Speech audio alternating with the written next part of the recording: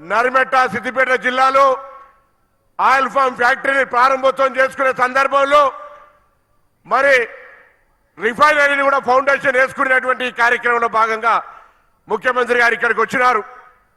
పెద్దలు తుమ్మల నాగేశ్వరరావు గారు గత కొంతకాలంగా ఆయిల్ ఫామ్కు సంబంధించి మన అమూల్కు సంబంధించి కురియన్ ఏ విధంగా జ్ఞాపకం చేసుకుంటామో తెలంగాణ ప్రాంత రైతాంగానికి అన్ని జిల్లాల నుంచి అశ్వరావుపేటకు తీసుకెళ్లి ఆయిల్ ఫామ్కు సంబంధించి ప్రోత్సహించే కార్యక్రమాలు చేపడతా ఉన్నారు. వారు మరొక ఆయిల్ ఫామ్ కురియన్గా మారిపోయినారు. ఈరోజు రైతుకు కావాల్సిందే సరి అయినటువంటి గిట్టుబాటు ధర, మార్కెటింగ్ అవకాశం. ప్రధానంగా రైతు ఆలోచన చేసేది తన ఉత్పత్తి ఎక్కడ కూడా ప్రకృతి పరంగా ఇబ్బంది కలగద్దనేటువంటి మాట. వాతావరణం అనుకూలించాలి. వీటన్నిటికీ అనుకూలించేటువంటి పంట పామాయిల్ పంట. రైతాంగానికి సంబంధించి ఏ భూమి అయినా పామాయిల్ వేసుకోవచ్చు. ఇంతకుముందు పెద్దలు ఎంపీ గారు చెప్పినట్టుగా ఎటువంటి ప్రకృతి పరమైన వైపరీత్యాలకు ఇబ్బంది లేదు, జంతు పరంగా ఇబ్బంది లేనటువంటిది. మార్కెటింగ్కి వస్తే ఈ ఆయిల్ ఫామ్ కు సంబంధించిన వాళ్ళు ప్రతి మండల కేంద్రంలో ఈ యొక్క గెలల కలెక్షన్ పెట్టబోతా ఉన్నారు.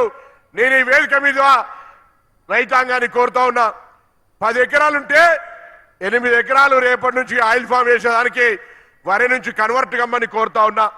ఇదేవరో మిమ్మల్ని బలవంతంగా మార్చేది కాదు. దాని తర్వాత ఇప్పటికే తుమ్మల నాగేశ్వరరావు చెప్పినారు, 3 సంవత్సరాలు మాకు పంట పెరిగే వరకు నష్టం జరుగుతుందని.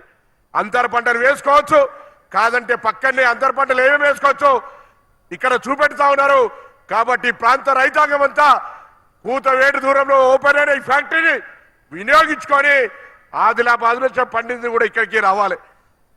అటువంటిప్పుడు ఈ చుట్టుపక్కల రైతాంగం అంతా ఆయిల్ ఫామ్ను ఇలా గంటకు 30 టన్నులతోటి, అవసరమైతే గంటకు 120 టన్నులతోటి ఇక్కడ రిఫైనరీతో పాటుగా పెట్టినటువంటి ఆయిల్ ఫెడ్ను రైతాంగం ఉపయోగించుకోవాలని, పంటల మార్పిడిలో ఆదర్శంగా నిలవాలని కోరుతూ ఈ కార్యక్రమానికి వచ్చి ఈరోజు రైతు భరోసా, అనేక రైతు సంక్షేమ కార్యక్రమాలకు నాంది తీసుకున్నటువంటి గౌరవ ముఖ్యమంత్రి గారికి, వేదిక మీద పెద్దలందరికీ కూడా హృదయపూర్వకంగా ధన్యవాదాలు. మీ అందరూ కూడా ఇది రైతు రాజ్యం, రైతు సంక్షేమ రాజ్యం, రైతుల కోసం కృషి చేసేటువంటి రాజ్యం, ప్రజాపాలన రేవంత్ రెడ్డి గారి నాయకత్వంలో అనేటువంటి మాట మనవి చేస్తూ ధన్యవాదాలు చెప్తూ సెలవు తీసుకుంటా ఉన్నాను.